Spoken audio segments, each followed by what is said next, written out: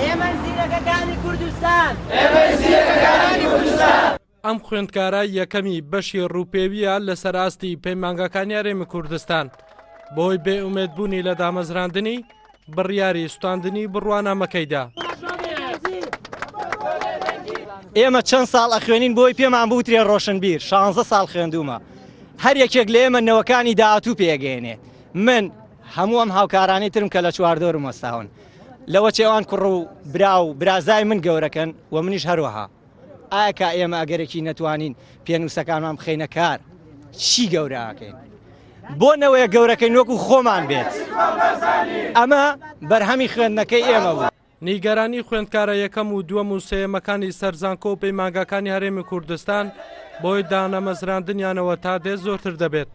بۆ مەبەستەش بۆ جاری چوارەم خۆپیشاندانیان ئەنجامدا و نزیکەی 3 سەعات شەقامی سەرەکی بەردەم سەرۆکایەتی ئەنجومەنی وەزیرانیان داخست. حەزەکەین حکوومەت هەست بکە، هەستمان پێ بکە لەبەری لە هەموو وڵاتێکی دنیاە ڕێزیان لێگرن بەستێر کە ئێمە چیمان لێکەن لەبەر چی لەبەر تاعینبوونەوە کە مافی خۆمانە.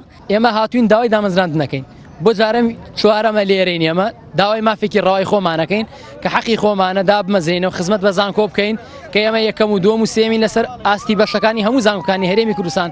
خوێندکارە یەکەم و دووەم و سێیەمەکان دەڵێن چەندین جار لەلایەن لێپرسراوانی باڵای ئەنجومەنی وەزیران بەڵێنی دامەزراندنیان پێدراوە، بەڵام دامەزراندنەکانیان تاکو ئێستا تەنها بەڵێن بۆ و بەکردار هیچیان بۆ نەکراوە. تەنها دەمانەوێت دابمەزرێن و مافێکی سەرەتایی خۆمانە ئەگەر دانەمەزرێن بە دڵنیاییەوە کاریگەریەکی زۆری دەبێت لەسەر هەموو ئاستەکانی خوێندن. ژمارەی ئەو خوێندکارانەی کە یەکەم و دووەم و سێمی سەرزانکۆ و پەیمانگەکانی هەرێمی کوردستان و داوای دامەزراندن دەکەن زیاتر لە 1000 خوێندکارە. بۆیە وە خۆیان دەڵێن لە 12/8/2015 فەرمانی دامەزراندنیان بۆ دەرچووە، بەڵام ڕەزامەندی لەسەر نەدراوە.